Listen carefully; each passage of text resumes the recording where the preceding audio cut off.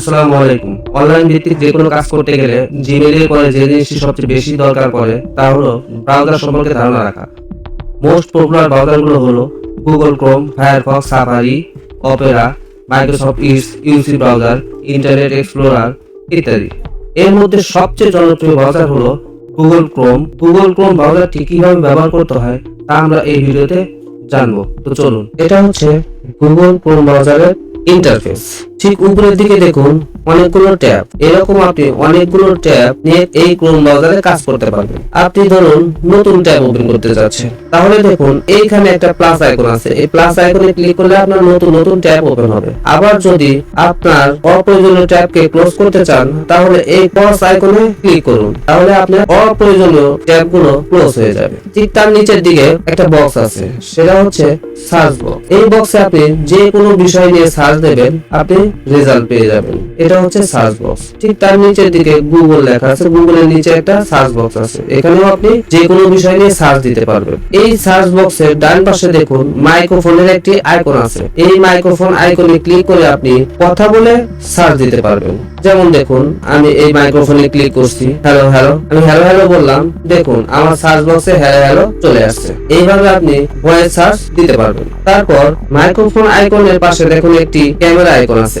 এই camera icon দিয়ে আপনি ইমেজ সার্চ করতে পারবেন। অর্থাৎ আপনি একটা ইমেজ দিয়ে সার্চ করে ওই রিলেটেড অসংখ্য ইমেজ পাবেন। ধরুন আমি এই ক্যামেরা আইকনে ক্লিক করছি, এখানে আপনি লিংক দিয়েও সার্চ করতে পারেন, আপলোড ফাইল দিয়েও সার্চ করতে পারেন। আমি আপলোড ফাইল দিয়ে সার্চ করছি। আপলোড ফাইলে ক্লিক করার পরে আমি এই লোগো ইমেজটি দিয়ে দিচ্ছি। লোগো ইমেজে ক্লিক করলাম, ওপেন।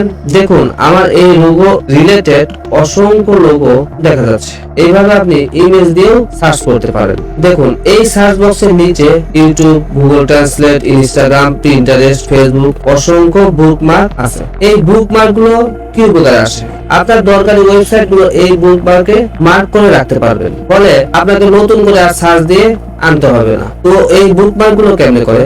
আপনি ধরুন এই লিঙ্কডিন সাইটটাতে আছে, এই লিঙ্কডিন সাইটটা বুকমার্ক করে রাখতে চান, তাহলে এই লিঙ্কডিন সাইটের ট্যাবটাতে ক্লিক করে এই যে স্টার আইকনটা আছে অর্থাৎ বুকমার্ক আইকন, এই আইকনে ক্লিক করবেন। দেখুন এখানে আছে বুকমার্ক অ্যাডেড, নেম, ফিডটা হচ্ছে লিঙ্কডিন, ফোল্ডার বুকমার্ক। আপনি যদি বুকমার্কে রাখতে চান বুকমার্কে রেখে দেবেন, তারপর ডান। দেখুন এই বুকমার্ক অংশে আমার এই লিঙ্কডিন ওয়েবসাইটটা চলে আসছে। এখন যদি আমার দরকার পড়ে যে আমি এক ক্লিকে লিঙ্কডিন ওয়েবসাইটটা ওপেন করব, তাহলে এখানে ক্লিক করলে আমার লিঙ্কডিন ওয়েবসাইট ওপেন হবে। আবার যদি আপনার দরকারি ওয়েবসাইট গুলো একটা ফোল্ডারে রাখতে চান তাও পারবেন। দেখুন আমার এখানে একটা ফোল্ডার ক্রিয়েট করা আছে, আমি এটা ডিলিট করে দিচ্ছি আপনাদের নতুন করে দেখানোর জন্য।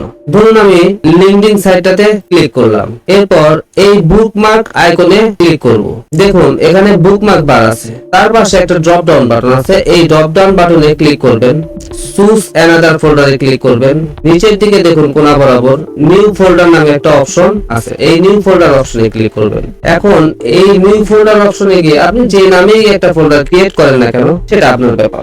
আমি দিয়ে দিচ্ছি দরকারি ওয়েবসাইট, তারপর সেভ। দেখুন আমার বুকমার্কে দরকারি ওয়েবসাইট নামে একটা ফোল্ডার ক্রিয়েট হয়ে গেছে। তো আমি লিঙ্কডিন এই সাইটটা যদি আমি এই ফোল্ডারে রাখতে চাই, তাহলে আমার আবার ওই লিঙ্কডিন ট্যাবটার উপরে ক্লিক করতে হবে। এই লিঙ্কডিন ট্যাবে ক্লিক করার পরে আবার স্টার আইকনে ক্লিক করতে হবে। ক্লিক করার পর আপনি দেখুন এখানে ফোল্ডার দরকারি ওয়েবসাইট লেখা আছে, তারপর ডান। দেখুন এই দরকারি ওয়েবসাইটের ভিতরে আপনার লিঙ্কডিন ফোল্ডারটা চলে গেছে। এইরকম ভাবে যদি আমি freelancer.com এর ওয়েবসাইটটাকে যদি আমি এই ফোল্ডারের ভিতরে নিতে চাই, তাহলে আমার ফ্রিল্যান্সারের এই ট্যাবে যেতে হবে, আবার স্টার আইকনে ক্লিক করতে হবে। স্টার আইকনে ক্লিক করার পরে দেখুন আমার এই ফ্রিল্যান্সার সাইটটা বুকমার্কে আছে। আমি যদি এই ড্রপ ডাউন বাটনে ক্লিক করে দরকারি ওয়েবসাইট এটা সিলেক্ট করে দেই, ডান করে দেই, তাহলে দেখুন আমার এই ওয়েবসাইটটা অর্থাৎ ফ্রিল্যান্সার ওয়েবসাইটটা এই ফোল্ডারে চলে গেছে। এইরকম একটা ফোল্ডারে আপনি অর্থাৎ নির্দিষ্ট একটা স্পেসিফিক ওয়েবসাইট গুলো একটা ফোল্ডারে আপনি সেভ করে রাখতে পারবেন। এটা হচ্ছে বুকমার্ক। এখন ধরুন আপনি এসইও নিয়ে কাজ করেন, তো এসইও নিয়ে কাজ করতে গেলে আপনার কয়েকটি ইম্পর্টেন্ট এক্সটেনশনের দরকার, যেগুলো এই ক্রোম ব্রাউজারে আপনি পাবেন। যেমন আপনি যদি ইউটিউবের এসইও নিয়ে কাজ করেন তাহলে ভিডিআইকিউ, টিউববারি এরকম গুরুত্বপূর্ণ এক্সটেনশন গুলো গুগল ক্রোমে আছে। আপনার প্রথমে সার্চ করতে হবে Chrome web store. Chrome web store আমি এই লিংকটি ডেসক্রিপশন বক্সে দিয়ে দেব। ক্রোম ওয়েব স্টোরে যাওয়ার পরে দেখুন এখানে এক্সটেনশন আছে। এক্সটেনশনে থাকা অবস্থায় আপনি এখানে সার্চ দেবেন vidIQ। নিচের দিকে দেখুন vidIQ, এখানে ক্লিক করবেন। আমার যেহেতু vidIQটা অ্যাড করা আছে, এখানে আসছে রিমুভ ফর ক্রোম। যদি আপনার এই এক্সটেনশন অ্যাড করা না থাকে তাহলে এখানে থাকবে অ্যাড এক্সটেনশন। আপনি অ্যাড এক্সটেনশনে ক্লিক করে এই এক্সটেনশনটা আপনার ইউটিউবে সেট করে নিতে পারবেন, অর্থাৎ আপনার ক্রোম ব্রাউজারে সেট করে নিতে পারবেন। এতে আপনার কি উপকার হবে দেখুন। আমি ইউটিউবে চলে যাচ্ছি, ধরুন আমি এই ভিডিওটা ওপেন করলাম। ওপেন করার পরে দেখুন এই চ্যানেলটা 6 ইয়ার ওল্ড, অর্থাৎ 6 বছর বয়স।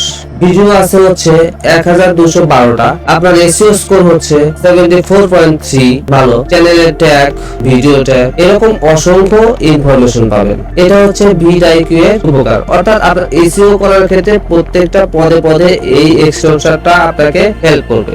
এরকম আরেকটা এক্সটেনশন আছে টিউববাডি, আপনার যদি ভালো লাগে আপনি এক্সটেনশনে অ্যাড করে নিতে পারবেন। এছাড়াও আপনি যদি আপনার ক্রোম ব্রাউজারের ইন্টারফেস, অর্থাৎ আমার এই ক্রোম ব্রাউজারটা দেখতে এরকম লাগতেছে, আপনি যদি ইন্টারফেসটা অর্থাৎ থিমটা চেঞ্জ করতে চান তাহলে এক্সটেনশনের পাশে দেখুন থিম লেখা আছে, এই থিমে ক্লিক করবেন। আপনার যদি ব্ল্যাক আকারের বা গ্রে আকারের ইন্টারফেস লাগে তাহলে দেখুন এখানে আছে ডার্ক ব্ল্যাক থিম। ধরুন আমি এই থিমটা চয়েস করব, এই থিমে ক্লিক করলাম, অ্যাড টু ক্রোমে ক্লিক করলাম। দেখুন আগে আমার ইন্টারফেসটা কেমন দেখা গেল আর এখন কেমন হচ্ছে দেখুন। তো আপনার কাছে যদি ভালো লাগে এটাই রেখে দেবেন, না লাগলে আবার ওটাকে আপনি ডিলিট করে দিতে পারেন। এইভাবে আপনি গুগল ক্রোম ব্রাউজারে থিম চেঞ্জ করে নিতে পারবেন। আমার কথাগুলো ভালো লাগলে লাইক করুন, পরের ভিডিও দেখতে সাবস্ক্রাইব করে বেল বাটনে ক্লিক করুন। আপনাদের মতামত জানাতে কমেন্ট করুন, অন্যকে জানাতে বেশি বেশি শেয়ার করুন। আসসালামু আলাইকুম।